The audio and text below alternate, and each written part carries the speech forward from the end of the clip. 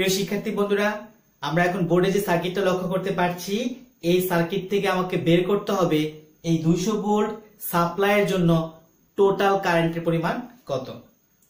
শিক্ষার্থীরা, সার্কিটটা আমরা সিরিজ প্যারালাল সূত্রের সাহায্যে করতে পারবো না বা অন্যান্য থিওরেমের সাহায্যে করতে পারবো না। এটা মূলত আমরা সলিউশন করব স্টার ডেল্টা থিওরেমের সাহায্যে। এখন একটু লক্ষ্য করো, আমি যদি স্টার ডেল্টা থিওরেমের সাহায্যে এটা সলভ করতে যাই, এখানে প্রথম অবস্থায় চিন্তা করো, আমি এর সাথে একে যুক্ত করতে পারবো না, প্যারালাল হিসেবে কল্পনা করতে পারবো না। কারণ কি, এর মাঝে এদিকে একটা রেজিস্ট্যান্স, এদিকে একটা রেজিস্ট্যান্স, তার মানে আমি সরাসরি এটাকে প্যারালাল বলতে পারি না। আবার এইটার সাথে দেখো, এটার সাথে এভাবে প্যারালাল বলা যায় না, কারণ এটা এবং এটার মাঝে একটা রেজিস্ট্যান্স আছে। তার মানে এটাকে কি বলতে পারছি না, আমি সরাসরি প্যারালাল বলতে পারছি না, কারণ এই দুইটার মাঝে এই পাশে একটা রেজিস্ট্যান্স, এই পাশে একটা রেজিস্ট্যান্স যুক্ত আছে। তাই আমি এইভাবে সিরিজ প্যারালাল সূত্র অ্যাপ্লাই করতে পারলাম না। এখন আমি যেটা করব, প্রথমে এই যে ত্রিভুজ আকৃতির যে সার্কিটটা, তার নামকরণ করে নিব। একটু লক্ষ্য করো, ভেতরের অংশটা দেখো, আমি নাম দিলাম হচ্ছে এ, এটা হচ্ছে বি, আর এটা সি। বাইরের অংশ দেখো কি লিখবো, ডি ই, এটা হচ্ছে এফ। অর্থাৎ আমি কি বললাম, আমার এখানে দুইটা ত্রিভুজ দেখতে পাচ্ছি। ভেতরে একটা ত্রিভুজ হচ্ছে এ বি সি, আর বাইরে একটা ত্রিভুজ হচ্ছে ডি ই এফ। এখন আমার কাজ হচ্ছে, আমি যেহেতু এটাকে কোনোভাবে এভাবে কাজ করতে পারলাম না প্যারালালি, তাই আমি চিন্তা করবো ভিতরে কি আছে, একটা বড় ডেল্টা অবস্থায় যুক্ত। ভেতরে যে ডেল্টাটা দেখতে পাচ্ছ, মানে এ বি সি যে ডেল্টা, তাকে আমি স্টার রূপান্তর করবো। স্টার রূপান্তর করলে কি হবে, আমি জাস্ট ভেতর দিকে একটা রাফ ড্র করবো। এটা লক্ষ্য করো কি হবে, একটা ডটেড রেখা দ্বারা তুমি কি করবে, একটা স্টার এখানে এঁকে ফেলবা। তাহলে তোমার জন্য কি হবে, বুঝতে সুবিধা হবে। তুমি না আঁকলেও পারবা, কোনো সমস্যা নেই। এটা আঁকা কিন্তু তোমার জন্য বাধ্যতামূলক না, কিন্তু আমি কেন আঁকছি, আমি আঁকছি তোমাদের বোঝানোর সুবিধার্থে। তোমরাও কিন্তু ইচ্ছা করে এটা আঁকতে পারো। তার মানে এই যে ভিতরে যে ডেল্টা ছিল বা ত্রিভুজটা ছিল, তার মধ্যে কিন্তু আমি কি করলাম, একটা স্টারকে ডটেড রেখা দ্বারা দেখিয়ে দিলাম। ওকে, তাহলে এখন লক্ষ্য করো, এটা হচ্ছে আমার মূল বিন্দু। মূল বিন্দু বলতে আমি এটাকে কোন একটা পয়েন্ট, যে কোনো একটা পয়েন্ট ধরলাম হচ্ছে এটা এন। আর এই যে স্টার হলো, এই স্টারে তিনটা রেজিস্ট্যান্স। ধরো একটা রেজিস্ট্যান্স হলো এইটুকু, একটা রেজিস্ট্যান্স হলো এইটুকু, আবার একটা রেজিস্ট্যান্স হচ্ছে এই জায়গায়।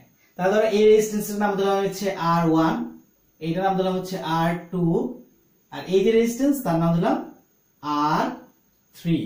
তাহলে এখন আমার দেখো, এই যে স্টার, এই স্টারের যে তিন পাশে, অর্থাৎ এই পাশে একটা রেজিস্ট্যান্স, এই পাশে একটা রেজিস্ট্যান্স, এই পাশে একটা রেজিস্ট্যান্স ডেল্টা অবস্থায় যুক্ত আছে, তাদেরকে আমি কিসে রূপান্তর করব, স্টারে রূপান্তর করব।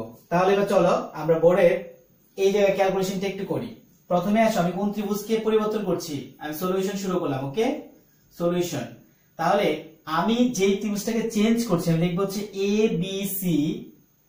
তাহলে এ বি সি ডেল্টাকে, অথবা ডেল্টা এবিসি লিখতে পারো তোমরা, তোমরা লিখতে পারতে কি ডেল্টা এবিসি কে, ডেল্টাকে এখন কিসে রূপান্তর করব, স্টার এ রূপান্তর। তাহলে দেখো, আমি যখন স্টার রূপান্তর করছি, তখন আমার রেজিস্ট্যান্সের নাম কি R1 R2 R3। তাই আমি রেজিস্ট্যান্স গুলোর নাম দিলাম R1, প্রথমটা হচ্ছে R1। আর আমরা জানি মূলত ডেল্টা থেকে স্টার নিতে কি করতে হবে, ডেল্টা থেকে যদি আমি স্টারে নিতে চাই, তাহলে আমার কাজটা হচ্ছে এই তিনটা রেজিস্ট্যান্সের যোগফল আসবে নিচে, এবং উপরে কি আসবে, যে কোনো দুইটা রেজিস্ট্যান্সের গুণফল আসবে উপরে।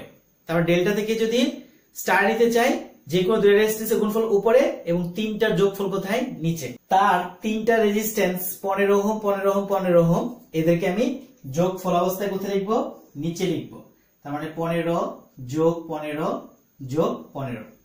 এখন আমি যেহেতু R1 বের করতেছি, R1 আমি কোনটাকে ধরেছি, এইটাকে। তোমার ইচ্ছা, তুমি যে কোনটাকে ধরতে পারো, কোনো সমস্যা নেই।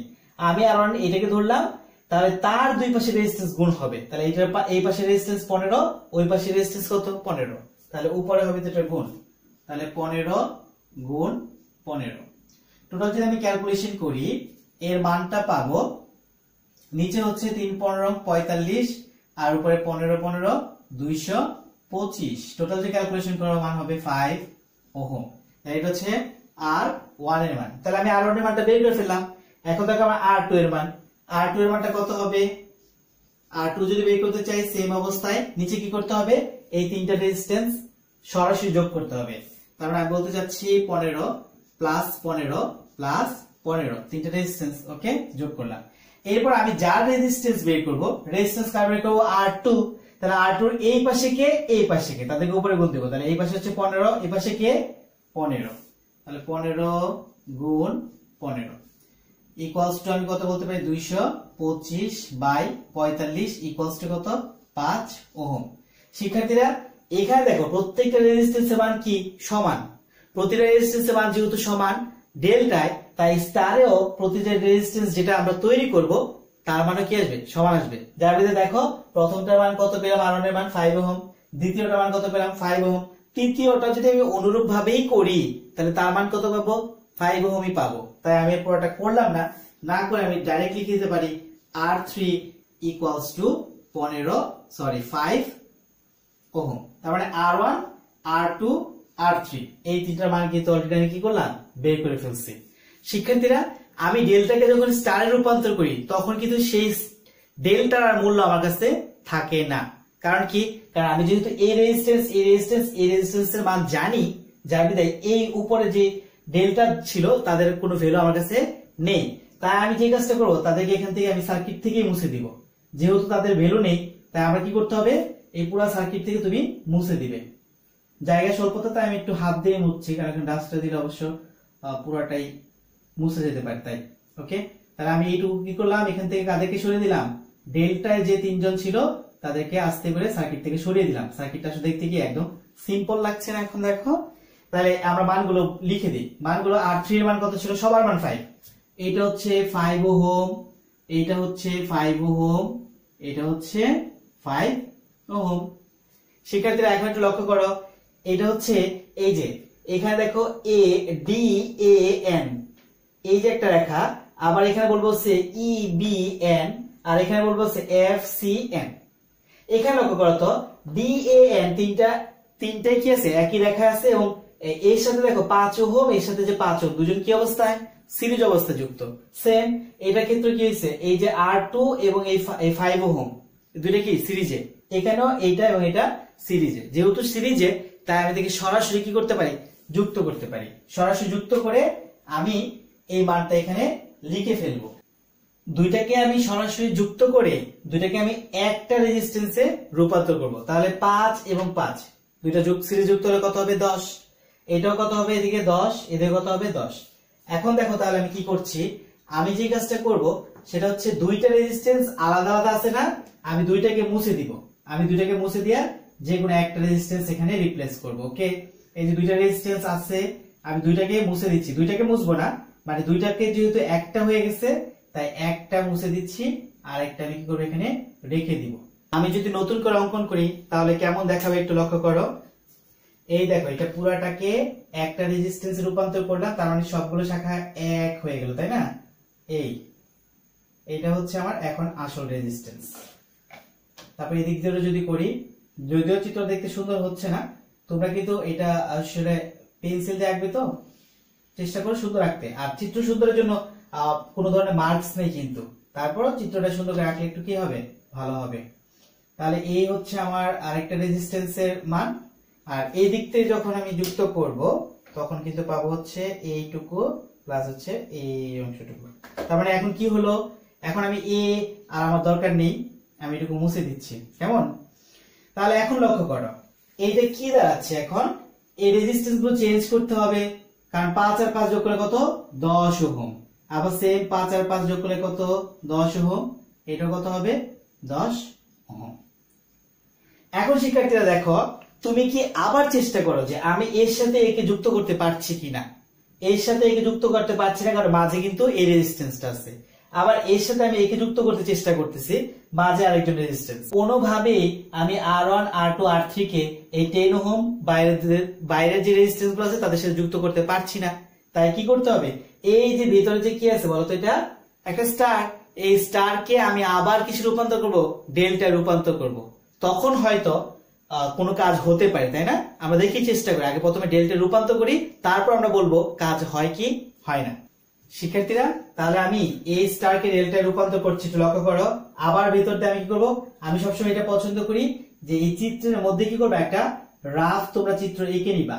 তাহলে কি হবে, তোমাদের জন্য কোনো ধরনের ভুল ভ্রান্তি হওয়ার সম্ভাবনা কম, এবং তোমাদের সূত্রগুলো তোমরা মুখস্থ রাখো, সেই সূত্রগুলো মুখস্থ রাখতে হবে না। ওকে, তাহলে আমি কি করছি, এই স্টারটাকে ভেতরে ভেতরে কি আঁকছি, একটা ডেল্টা এঁকে নিচ্ছি, যাতে আমার বুঝতে সুবিধা হয় যে আসলে মূলত আমি কাকে কি ধরনের পরিবর্তন করব। অলরেডি কি করছি দেখছো, স্টারটার উপর দিয়েই আমি একটা আবার একটা ড্রয়িং করে ফেললাম, অর্থাৎ আমি একটা ডেল্টা মানে ত্রিভুজ আকৃতিতে আবার ডটেড রেখাটাকে রূপান্তর করলাম। ওকে, তাহলে এই হচ্ছে আমার এখন ডেল্টা মানটা আমি পেয়ে গেছি। ডেল্টা মান পেয়ে গেছি মানে ডেল্টা চিত্রটা এঁকেছি। এখন দেখো এখানে একটা রেজিস্ট্যান্স, ডেল্টার সমান কি হবে, এখানে একটা রেজিস্ট্যান্স হবে এই, আবার এখানে একটা রেজিস্ট্যান্স হবে, আর এখানে একটা রেজিস্ট্যান্স হবে। তাহলে এই তিনটা রেজিস্ট্যান্স আমরা কি করলাম, এখানে আমরা বের করব। ওকে, তাহলে তিনটা রেজিস্ট্যান্স আমরা বের করব, এই একটা রেজিস্ট্যান্স, এই একটা রেজিস্ট্যান্স, এই একটা রেজিস্ট্যান্স। তুমি এর নামকরণ করতে পারো, তুমি যেহেতু আগেরটা R1 R2 R3 লিখেছিলে, তাই এইটার নাম দিতে পারো R1 প্রাইম। এটার নাম আমি কি দিব, এই যে এই রেজিস্ট্যান্সের নাম দিচ্ছি R1 প্রাইম, বড় করে লিখছি। ওকে, এই রেজিস্ট্যান্সটা তার নাম কি দিবা, R2 প্রাইম, আর এই যে রেজিস্ট্যান্সটা তার নাম দিয়ে হচ্ছে R3 প্রাইম। আমার চিত্রটা একটু ছোট হয়ে গেছে তো তাই পাশাপাশি মনে হচ্ছে। তাহলে এটা হচ্ছে R3 প্রাইম, এটা R2 প্রাইম, এটা R1 প্রাইম। এখন আমি কি করব, এদের মানটা নির্ণয় করব। প্রথমে আসি শিক্ষার্থীরা, তাহলে আমি বলবো, আমি এখন বলছি স্টার কে, স্টার তাই না, স্টার কে ডেল্টায় রূপান্তর, ডেল্টায় রূপান্তর। এখন কোনটুকু স্টার সেটা যদি আমি বলতে পারতাম আমাদের সুবিধা হইতো। তাহলে দেখো আমি কি বলতে পারি, আমি কি বলতে পারি যে ই ডি ই এফ যে স্টার, কারণ এই স্টারের মাথাটাও কিন্তু অলরেডি ডির সাথে লাগানো, এইটার মাথা রেখার সাথে ইর সাথে লাগানো, এবং এইটার প্রান্ত রেখার সাথে লাগানো, এফ এর সাথে লাগানো। সেক্ষেত্রে আমি বলতেই পারি যে ডি ই এফ স্টার কে, আমি কি লিখবো এটাকে, ডি ই এফ স্টার কে ডেল্টায় রূপান্তর। ওকে, তাহলে প্রথমে আসে আমি বের করবো R1 প্রাইম। শিক্ষার্থীরা আমরা একটা জিনিস জানি, যদি কোনো স্টার রেজিস্ট্যান্স কে ডেল্টায় রূপান্তর করতে চাই তখন তার ফর্মুলাটা কি হয়, তার ফর্মুলাটা হচ্ছে, দেখো কেমন একটা ফর্মুলা হয়, আমি একটু লিখছি a প্লাস বি, আমি কিন্তু এখনো ওইটার ক্ষেত্রে লিখি না, আমি জাস্ট লিখতেছি a প্লাস বি প্লাস উপরে এই দুইটার গুণফল a গুণ b আর নিচে হচ্ছে c। এইভাবে কিন্তু আমার ডেল্টা থেকে স্টারে কনভার্ট করতে হয়।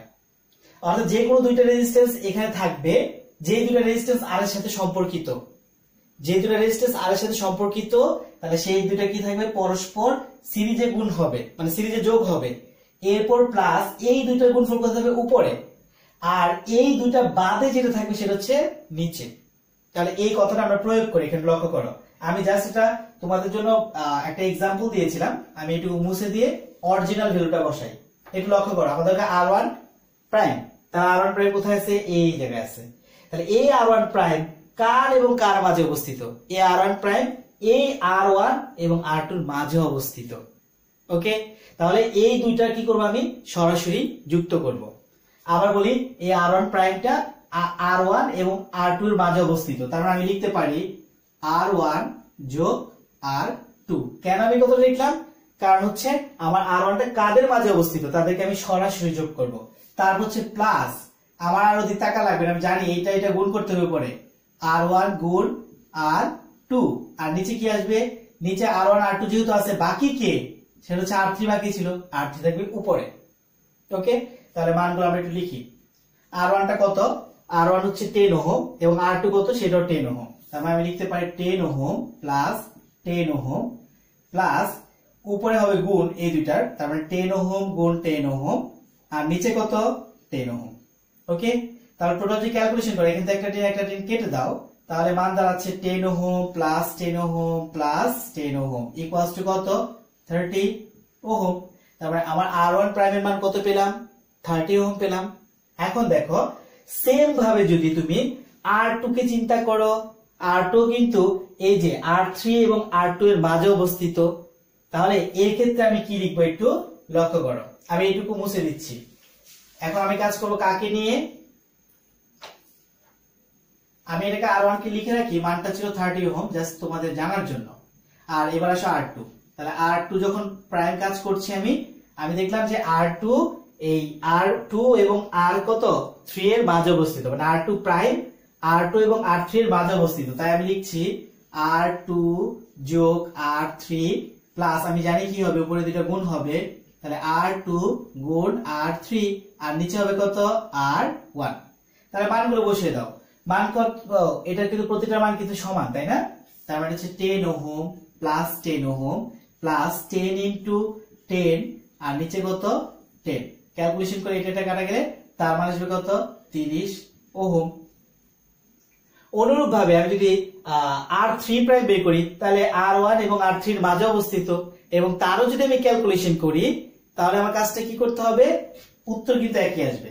আমি ক্যালকুলেশন যদি করি R3 প্রাইম, তাহলে তার মানটা কি আসবে, একই উত্তর আসবে। কেমন আসবে এটা 30 ওহম। কেন এক আসছে, কারণ এর যে মানগুলো ধরে আমি কাজ করছি সে প্রত্যেকটা মানও কি সমান, যার বিধায় এদের মানটা কি আসছে, একই আসছে। ওকে, তাহলে শিক্ষার্থীরা আমি যেই মুহূর্তে R1 prime R2 prime R3 প্রাইমের মান বের করলাম, তারপরে কিন্তু এই স্টারের আর কোনো দাম আমার কাছে নেই, বা এই সার্কিটের কাছেও নেই, তোমার কাছেও নেই। ওকে, তাই কি করবা, তুমি একে এখান থেকে সরিয়ে দিবা। দেখো যখন আমি একটা থেকে আরেকটা রূপান্তর করবো, কনভার্ট করে ফেলবো, তখন কিন্তু আমি নিজে ওইটাকে আর দাম দিব না, তাই না? আমরা এরকমটা করি বাস্তব জীবনে, যে কারো হেল্প নেওয়ার পরে মূলত হচ্ছে কি করি আমরা, যে কাউকে আমরা পরবর্তীতে আর কি দাম দিতে চাই না, তাই না? কিন্তু এরকমটা করা উচিত না। ওকে, এবার দেখো আমরা মানটা একটু বসাই। R2 এর মান কত 30 ওহম, R1 এর মান কত 30 ওহম, আর এটার মান কত 30 ওহম। এখন শিক্ষার্থীরা চিন্তা করো তো, তুমি কি এর সাথে একে প্যারালাল চিন্তা করতে পারো?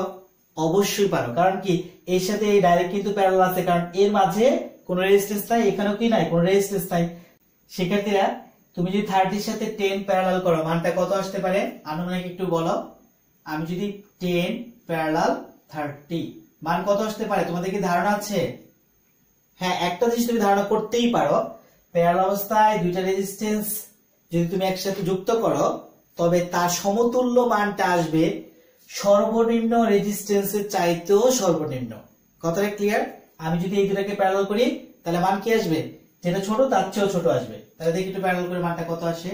তাহলে 10 ইন্টু 30 আর নিচে 10 প্লাস 30, ক্যালকুলেশন করলে মানটা আসবে 7.5 ওহম, যা এই দুটোর মধ্যে ছোট গেছিল 10 এর চেয়ে কিন্তু ছোট আসছে। এটি কিন্তু প্যারালাল বৈশিষ্ট্য। ওকে, তাহলে তুমি যদি এর সাথে এটা প্যারালাল করো, মান 7.5, এর সাথে এটা প্যারালাল করলে মান কত আসবে 7.5, এর সাথে প্যারালাল করলে মান কত আসবে 7.5। তার মানে হচ্ছে এখন দুইটা মিলে একটা হয়ে যাবে, দুইটা মিলে একটা, এই দুটো মিলে কি হবে একটা হয়ে যাবে। তার মানে এখানে যে দুইটা রেজিস্ট্যান্স দেখতে পাচ্ছ, তখন কিন্তু আর দুইটা দেখতে পারবে না, তাই না? একটা হয়ে পড়বে। তখন কি হবে বলতো, এই যে ভেতরের রেজিস্ট্যান্স আমি মুছে দিচ্ছি, ভেতরের রেজিস্ট্যান্স আমি মুছে, এটুকু আমি মুছে দিলাম। ওকে, আমি এটুকু মুছে ভাবলাম যে আমি আসলে দুইটা প্যারালাল হয়ে বাইরের যে অংশটা, সেই অংশটাই কিন্তু সার্কিটের মধ্যে বিদ্যমান, কিন্তু বাইরের রেজিস্ট্যান্সটা কিন্তু অনেক বেশি দেওয়া, তাই না? সেটুকু আমি মুছে ফেললাম। এখন দেখো এটা হচ্ছে কত 7.5 ওহম, এটা কত 7.5 ওহম, আর এটা কত 7.5 ওহম। এখন আবার দেখো তো যে সোর্সটা সেটা কি ইএফ বিন্দুর সাথে যুক্ত না? এখন তুমি কিন্তু এইটাকে, এই যে এই বিন্দুটাকে, ইএফ যে বিন্দু, এই বিন্দুটাকে ধরে পুরো সার্কিটের কি করবা, সমতুল্য রেজিস্ট্যান্স বা ইকুইভ্যালেন্ট রেজিস্ট্যান্স বের করবা।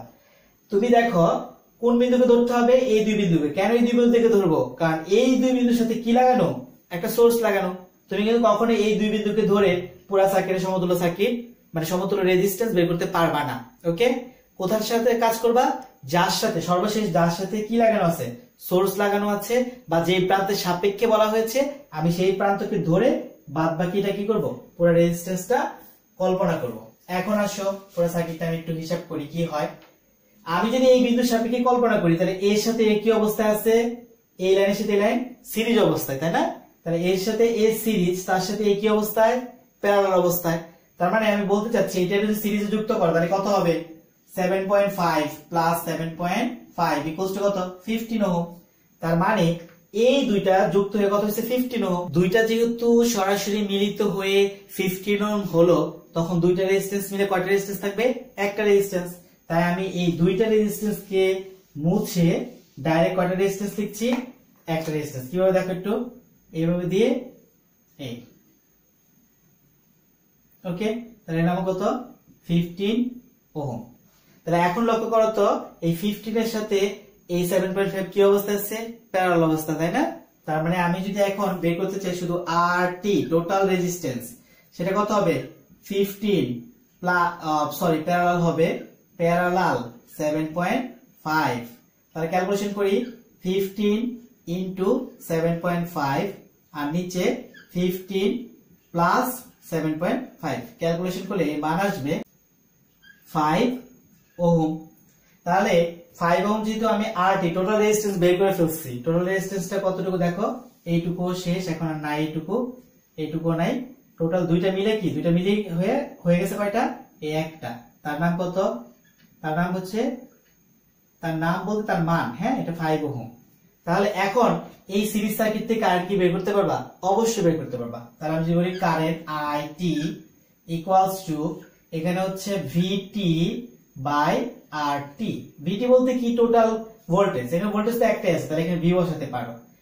তাহলে এই ভি এর মান কত, 200, আর আরটি এর মান কত পেলাম আমরা, 5 ওহম।